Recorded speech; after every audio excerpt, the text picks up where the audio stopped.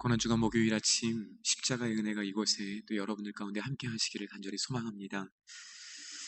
오늘 본문은 예수님께서 종교 지도자들과 그리고 빌라도 총독에 의해 십자가형을 언도받고 심한 채찍질을 당하신 이후에 또다시 군병들의 손에 의해 넘겨지는 것으로 시작하고 있습니다. 총독의 군병들은 예수님을 데리고 관정, 다시 말해 총독의 거주지 안에 들어가서 온 군대를 모았습니다. 여기서 온 군대란 300에서 600명 정도로 구성된 군대를 말합니다. 역사가였던 요세푸스는 당시 유대 지역을 관할했던 로마 군인 중에 다수가 비유대 지역 출신이었다라고 기록하면서 평소 유대인들의 무시를 받아왔던 이들이, 그러므로 유대인들을 향한 반감을 깊이 가지고 있었던 그들이 이 예수라는 유대인의 죽음 앞에 마치 때를 기다렸다라는 듯이 일에 동참했을 것이라고 말하고 있습니다. 주님은 이미 심한 채찍질로 고통당하고 계셨지만 이들은 예수님께 어떠한 긍휼도 베풀지 않았습니다. 도리어 그들은 예수님의 옷을 벗겨 홍포를 입히고 가시관을 만들어 머리에 씌웠습니다. 갈대로 예수님의 손에 들려주고 그 앞에 무릎을 꿇기도 하면서 예수님을 희롱했습니다. 또 침을 뱉고 갈대를 빼서 주님의 머리를 치기를 반복했습니다. 예수님은 친히 이사야 53장 3절의 말씀을 성취하셨습니다. 그는 멸시를 받아 사람들에게 버림받았으며 간고를 많이 겪었으며 질고를 아는 자라. 마치 사람들이 그에게서 얼굴을 가리는 것 같이 멸시를 당하였고 우리도 그를 귀히 여기지 아니하였도다. 왜 예수님께서 멸시와 천대를 받으시고 슬픔과 고통을 당하셨을까요? 왕이신 주님께서 죄인들의 손에 그런 부끄러움을 당하신 이유가 무엇일까요? 이사야 53장 5절과 6절은 이렇게 증거합니다. 그가 찔림은 우리의 허물 때문이요 그가 상함은 우리의 죄악 때문이라.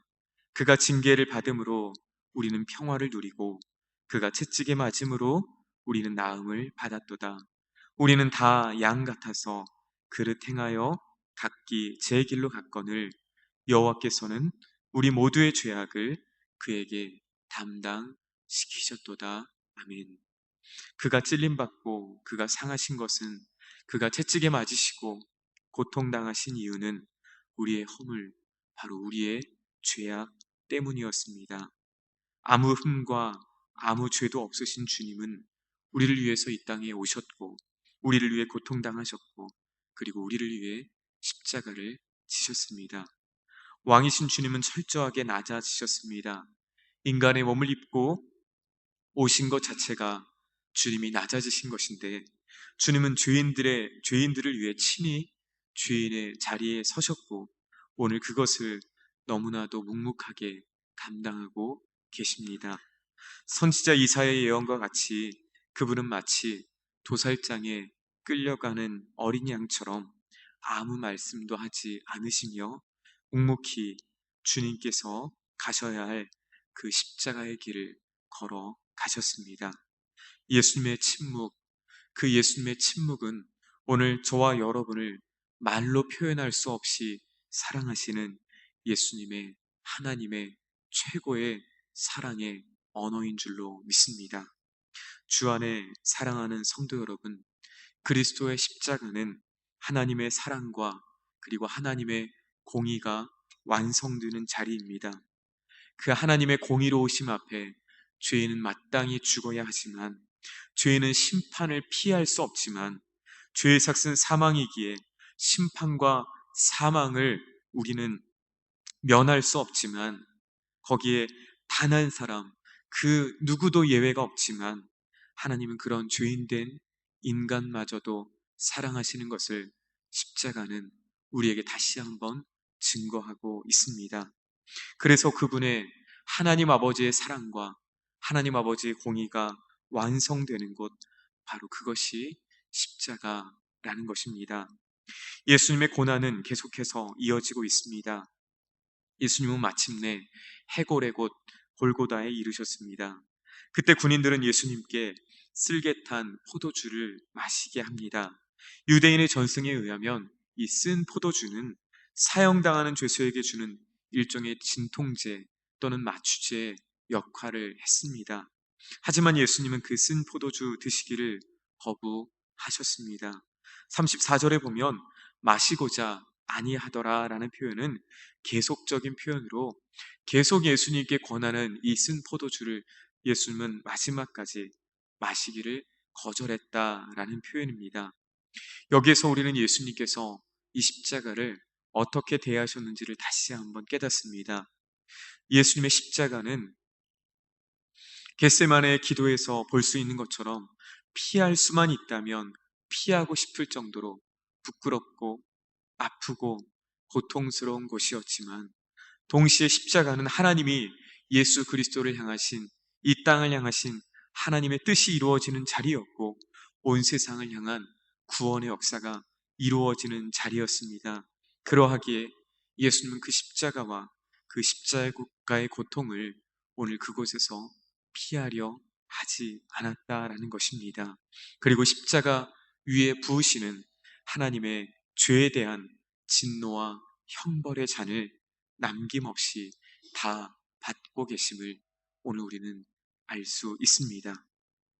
예수님께서 고통을 당하시고 그리고 그 십자가를 지실 때 수많은 군인들과 또 무리들은 그분을 조롱했음을 알 수 있습니다.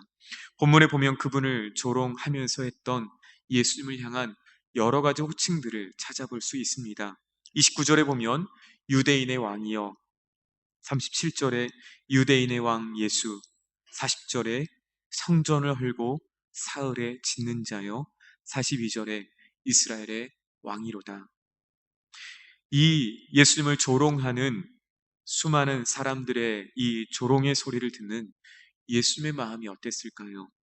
어쩌면 지금 예수님은 그들이 지금 조롱하듯 내뱉는 그 모든 말들이 그들의 진정한 고백이 되고 그들의 간증이 되기를 간절히 원하셨을 줄로 믿습니다.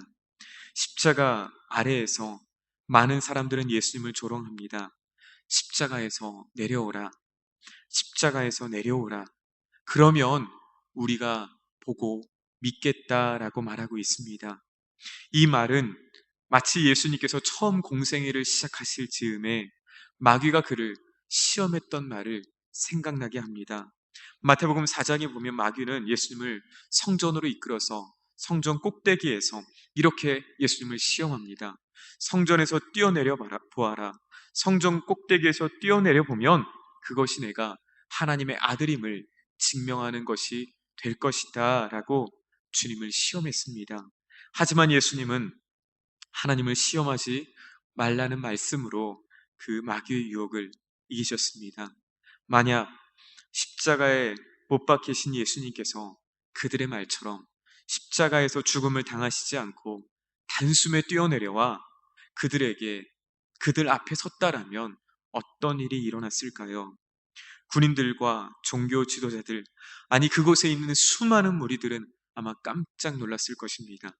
어떤 이들은 더 이상 예수님을 조롱하지 못했을지도 모릅니다. 하지만 만약 그렇게 되었다라면 무엇을 이루지 못하게 되는 것일까요? 하나님의 구원의 역사, 하나님의 대속의 역사, 그 일은 이루어지지 않았을 것입니다. 하나님이신 예수님께서 십자가에서 내려오실 수 없어서 내려오지 않으셨을까요? 힘이 없어 고통을 당하시고 어린 양처럼 아무 말씀도 하지 않으셨을까요? 아닙니다.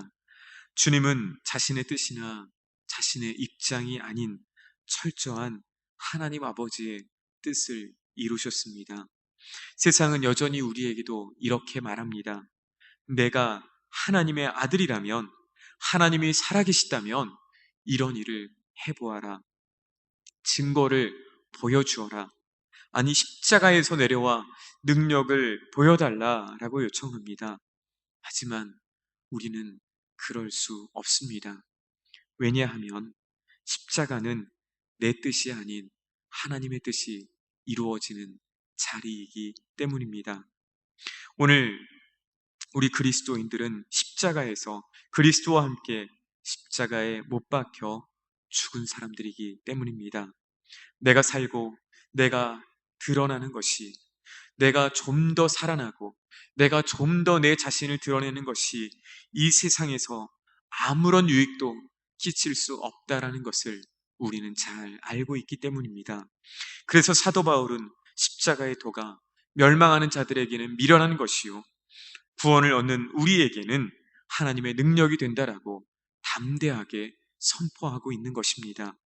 주 안에 사랑하는 성도 여러분, 우리도 때로는 신앙의 길을 걸어갈 때, 믿음의 삶을 살아갈 때 우리를 드러내고 싶고 뭔가 능력을 보여주고 싶고 뭔가 하나님의 일을, 우리의 가지고 있는 힘을 보여주고 싶은 유혹을 받을 때가 많습니다.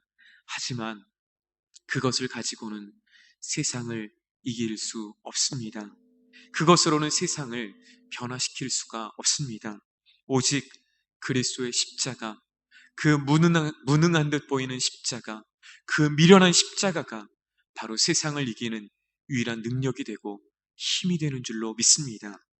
오늘 십자가에 죽으신 주님께, 그리고 그 십자가를 우리에게 맡겨주신 십자가를 지고 주님을 따르는 성도의 삶에 참된 하나님이 주시는 능력이 함께 하시는 줄로 믿습니다.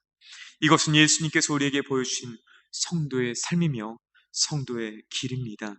오늘 이 하루도 미련한 십자가, 무능한 십자가, 그 부끄러운 듯 보이는 그 십자가가 바로 나의 생명이요 나의 능력이요 나의 소망임을 체험하고 경험하는 은혜가 함께 하시기를 소망합니다.